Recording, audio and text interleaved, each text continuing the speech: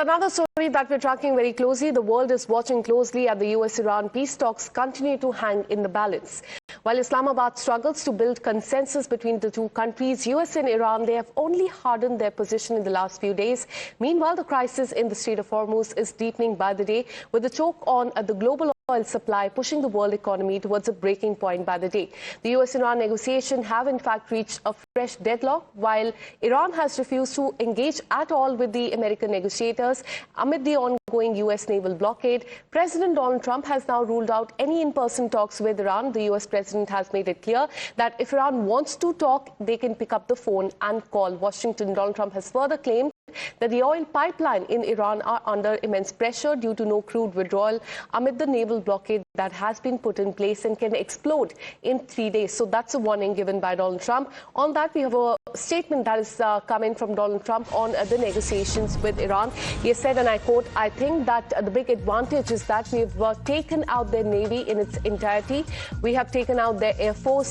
They're really in bad shape. And of course, we have done the blockade, and the blockade's been unbelievably effective," is what Donald Trump has said in the latest statement, speaking on the naval blockade as well. That when it comes to the Air Force, their Navy, it has been wiped out, something Donald Trump has been saying ever since the war has started. And also saying that they are in really bad shape. And of course, we have done the blockade, and the blockade has been effective. Let me go across to my colleague Mayank, who has more details of what is happening as far as the negotiations are concerned. Mayank, we're learning that the Iranian delegation is back in Islamabad at a time when they have completely ruled out negotiating with the United States, saying that they will not be doing this under pressure, especially at a time when the naval blockade is there in place. Take us to what has happened in the last 24 hours.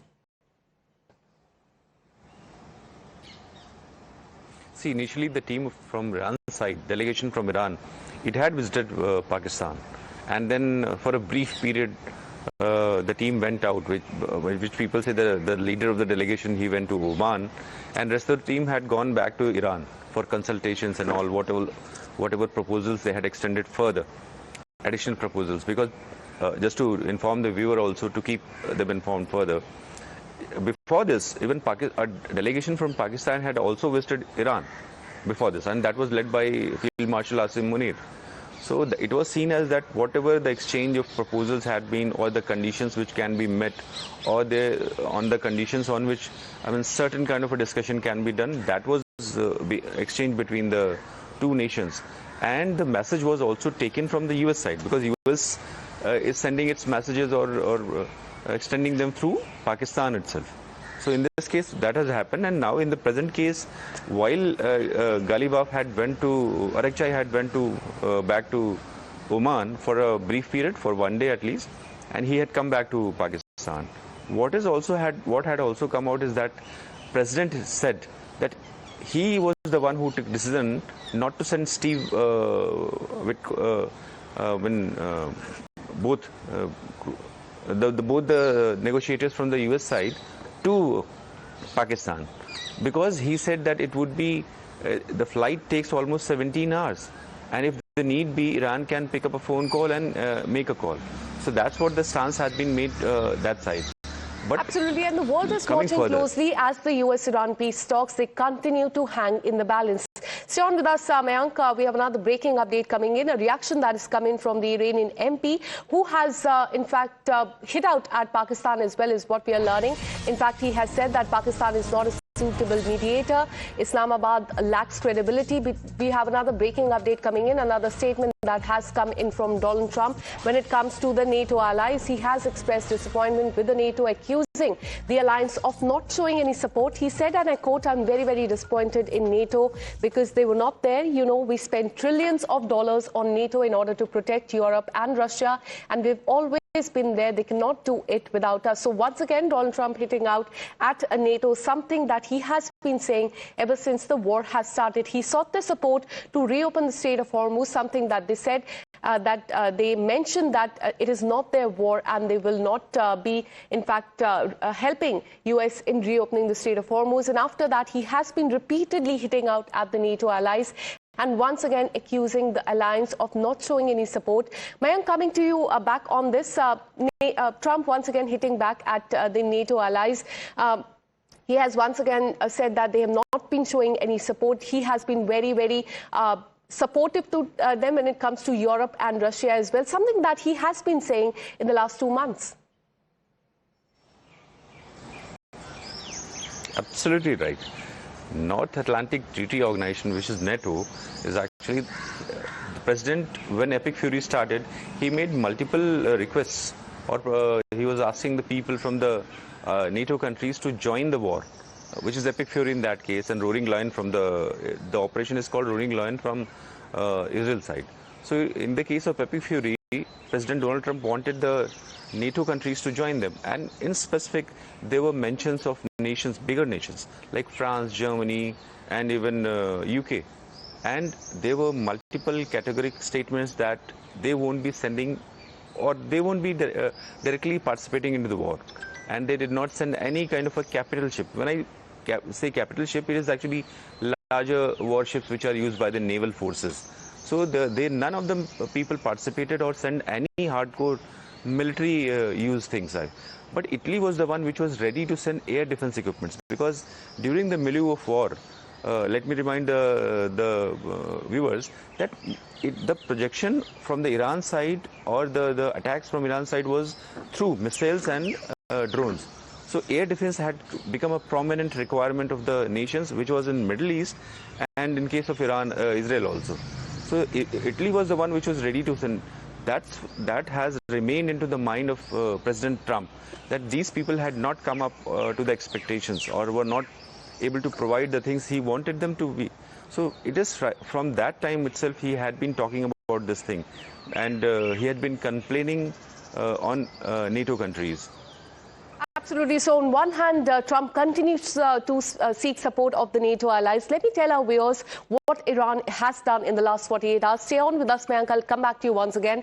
Iran continues to seek the global support as the situation in West Asia continues to spiral. They have been seeking support in the last 48 hours.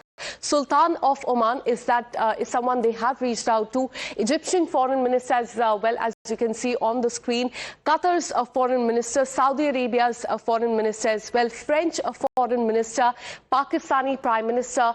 He met with him just, in fact, a few days ago as well, and will be meeting him again as well, and also will be going to Moscow. So it was a three-nation tour that Arakchi is in fact taking. He went to Islamabad first, then Oman, and in few hours we're learning that he will also be going to Moscow in Russia, and will be meeting with Putin as well. So all eyes will be on that, in fact, crucial meeting. On that, we have another breaking update coming in. As you know, that the Strait of Hormuz is a key friction point. We're learning that US continues to enforce the naval blockade on Iran. 38 ships have been turned back ever since the US blockade has been put into force.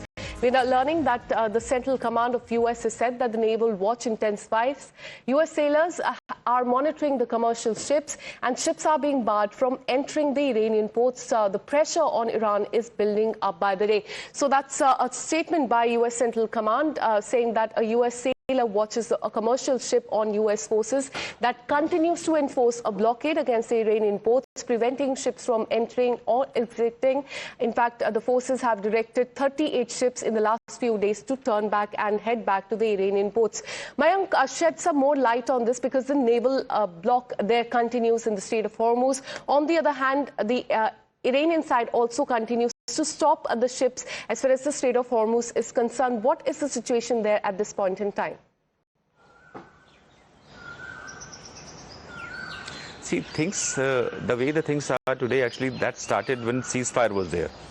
What I'm saying is actually US had based its warship at the entry point of the Strait of Hormuz, and it called it as Naval Blockade. But prior to it, let me take back our viewers, for larger understanding and the things. IRGC was the one which was giving permissions, number one, and there were two actually aspects of control of Strait of Hormuz, regulation of Strait of Hormuz by Iran. And in specific, what Iran had put out is two conditions, that any vessel in this case, civil or military, which had to move from Strait of Hormuz, had to take permissions, number one, from IRGC, and had to follow only that corridor which was marked or in a way put across by IRGC. So inside the Strait of Hormuz, the control had always been into the hands of, right from the beginning of war, into the hands of Iran. But US came out with an idea that they would be blockading everything, which is at the entry or exit point of the Strait of Hormuz, that narrow strip, which is very important for fuel, for fertilizers, for LNG, liquefied natural gas. So mind it, that is creating major problem, and effectively together both sides have put up a complete blockade into that side. And what you brought out is actually a number of ships, which is vessels. They have been turned around by the US blockade. So Iran is controlling from inside the strip, and at the exit point or the entry point of Strait of Hormuz, it is US naval blockade which is working there. The conditions, the two conditions which were put across by the US are that any vessel which is moving towards the ports of Iran, and they are spread out into that region, because geographically northern part of the Strait of Hormuz is into the territorial regions, or it is the territorial water of Iran. That's the importance of geography of Iran, actually, the location of Iran. So the two conditions put across by the US had been that any vessel which is moving towards the ports spread out into that region, into the Strait of Hormuz, or any vessel which is coming out from the Iran side. Absolutely, and Iran has also made it quite clear that they will not be negotiating with the US delegation until this naval blockade is removed. US, on the other hand, as you also pointed out, has stopped many of the ships, 38 ships in the last few days. Thanks so much, Mayank, for getting us all those details. We have another breaking update coming in. Even as Iran seeks global support, as we told you, the Iranian delegation has been meeting with the Pakistani leadership, Oman and Russia as well. Donald Trump's approval rating are slipping back home. His approval ratings are slipping. Donald Trump is in slump. Questions are being raised on the approval rating there that at this point currently just stand at 36%.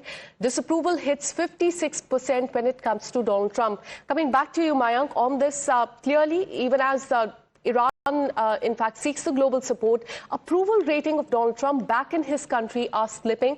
Take us through the details, because this clearly goes on to show you that people in his own country, they're not too happy with this war. See, rating is actually a reflection of the opinions or the kind of thinking amongst the people of US Act. So it is reflecting that in that case. And we had seen lots of processions which came out during the war, Operation Epic Fury also. I mean, it was against the war which was going on there.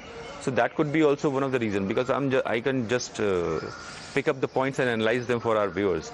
So this is the second point. So which means in total, if you view it, that people had not actually been supporting this war in that case. And the same had happened from the side of Congress also, because lots of money is involved, which is a budgeting aspect, and it has to be approved ultimately by the Congress of the US. So there also you see, I mean, there were issues faced there, but then ultimately it was approved also in the initial bit.